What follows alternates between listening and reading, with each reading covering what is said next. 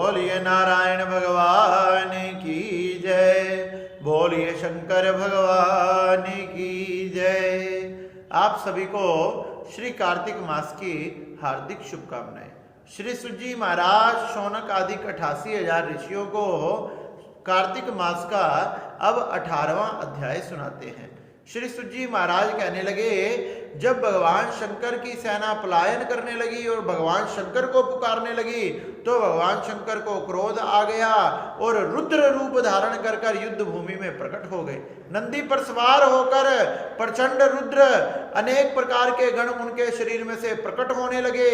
जैसे जैसे भगवान शंकर आगे बढ़ने लगे वैसे वैसे ही उनके चरणों में से, भुजाओं में से, उनके शरीर में से हजारों गण प्रकट होकर युद्ध भूमि में युद्ध करने लगे। वह दृश्य बड़ा भयानक था। देखते ही देखते भगवान शंकर ने जलंधर की सारी दैत्य सेना का विनाश करने लगे और यह देखकर कालनेमी, जलंधर तथा महासुर आदि दैत्य भागने लगे, पलायन करने लगे। जब जलंधर ने देखा कि मेरे सभी दैत्य सेना पलायन कर रही है, भगवान शंकर जैसे युद्ध में पधारे तो उसने उन सबकी हिम्मत को बढ़ाना प्रारंभ किया कि तुम चिंता मत करो, मैं तुम्हारे साथ हूं, तुम मेरे साथ चलो, हम अभी भगवान शंकर का विनाश कर देंगे। जलंधर ये कहकर अपने प्रमुख गणों को लेकर युद्ध मैदान के बीच में आकर डट गया तथा भगवान शंकर को ललकारने लगा। जैसे ही भगवान शंकर को ललकारने लगा, दैत्य सेना का संहार करते हुए भोले बाबा जलंधर के सामने आकर खड़े हो गए और जलंधर ने अपने धनुष बाण को धारण कर 70 बाण मारकर भगवान शंकर को चकित कर दिया। 70 बाण मारे जो भगवान के शंकर के नंदीगण के चारों तरफ आकर ठहर गए और भगवान शंकर ने देखा कि अद्भुत, भगवान शंकर को भी ये देखकर बड़ा क्रोध आ गया और उन्होंने भी धनुष बाण धारण कर कर अपने बाणों से वर्षा शुरू कर दी। ऐसी वर्षा करी मानो फटाफट सभी दैत्य सेना का सिर कटने लगा हो। श्री सुजी महाराज कहने लगे, बरहा खड़मोरक का सिर कट गया, दसमई भी मर गया तथा शिवगण शिची ने प्रचंडक को मार डाला। इस प्रकार से जो जलंधर के प्रमुख गण थे सभी मारे गए। जब सभी मारे गए तो भगवान शंकर ने अपने धनुष बाणों से जलंधर के मुकुट को, जलंधर के धनुष बाण को, जलंधर की ध्वजा को काट दिया और उसके समस्त रथ को तोड़ दिया। जब जलंधर ने गदा को धारण किया और भगवान शंकर पर गदा का प्रहार किया और भगवान शंकर ने फिर बाणों से गदा को भी तोड़ दिया।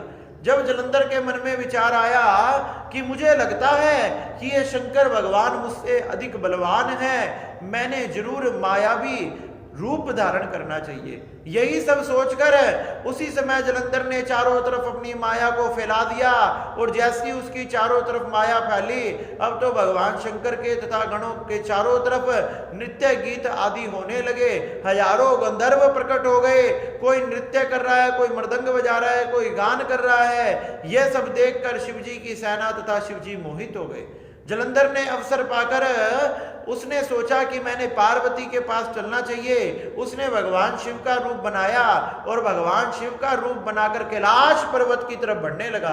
कैलाश पर्वत पर जब पार्वती अपनी सखियों के साथ बैठी थी, इस प्रकार से उसने जो भगवान शंकर का रूप बनाकर जलंधर आ रहा था, आते हुए देखा तो अपनी सखियों का साथ छोड़कर भगवान के स्वागत के लिए पधारने लगी।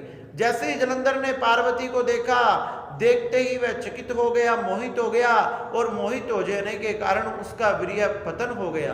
पवन के कारण उसका जो वीर्य पतन हुआ था वह जड़ बन गया और जब पार्वती ने ऐसी लीला को देखा तो वो समझ गई कि ये भगवान शंकर नहीं हो सकते, ये तो जरूर कोई दैत्य है।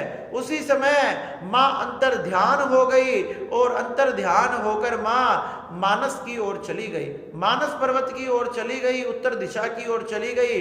और जलंधर ने जब देखा कि पार्वती कहाँ गई, वह अंतर ध्यान हो गई, तो वह वापस युद्ध भूमि में भगवान शंकर की तरफ आने लगा। उधर उत्तर दिशा की तरफ गई हुई माँ वहां मानस पर्वत पर जाकर प्रकट हुई तथा वहां जाकर भगवान श्री नारायण को याद किया। भगवान नारायण को याद करते ही भगवान नारायण वहां प्रकट हो गए। कहने लगे कि माँ, मुझे किस कारण से बुलाया है, मुझे बताओ। पार्वती ने कहा कि हे नारायण भगवान, क्या आपको ज्ञात है कि मेरे साथ क्या हुआ? नारायण भगवान कहने लगे कि माँ, आपकी कृपा तथा आपके आशीर्वाद से मुझे सब कुछ ज्ञात है। आप मुझे आज्ञा दो कि मैंने क्या करना चाहिए, मैं आपकी आज्ञा का पालन जरूर करूंगा। जब पार्वती ने कहा कि उस दुष्ट ने, उस दैत्य ने जिस मार्ग को खोला है, हम भी उसी मार्ग का अनुसरण करेंगे, और जब तक उसकी पत्नी का पतिव्रत धर्म नष्ट नहीं होगा, इतने वो दैत्य नहीं मारा जा सकता। इसलिए हे नारायण, मैं तुम्हें आज्ञा देती हूं, तुम जाकर उसकी पत्नी का पतिव्रत धर्म नष्ट करो, उसी से उस दैत्य का वध होगा, नहीं तो इस धरती से, इस तीनों लोकों से पाप कम नहीं हो सकता। भगवान नारायण ने जैसे ही पार्वती की इस आज्ञा को सुना, उन्होंने पार्वती की आज्ञा को शिरोध्याय किया तथा कहने लगे कि माँ, जिस प्रकार से आपने आज्ञा दी है, मैं उस आज्ञा का पालन करूंगा। इस प्रकार से भगवान नारायण वहां से अंतर्ध्यान हो गए तथा जलंधर की महलों की तरफ बढ़ने लगे। इस प्रकार से श्री सुजी महाराज ने शौनकादिक 88,000 ऋषियों को ये बड़ी ही सुंदर कथा सुनाई कि किस प्रकार ने जलंधर ने छल किया, और मां पार्वती ने भी कहा कि इसका वध भी छल के द्वारा ही हो सकता है। बोलिए शंकर भगवान की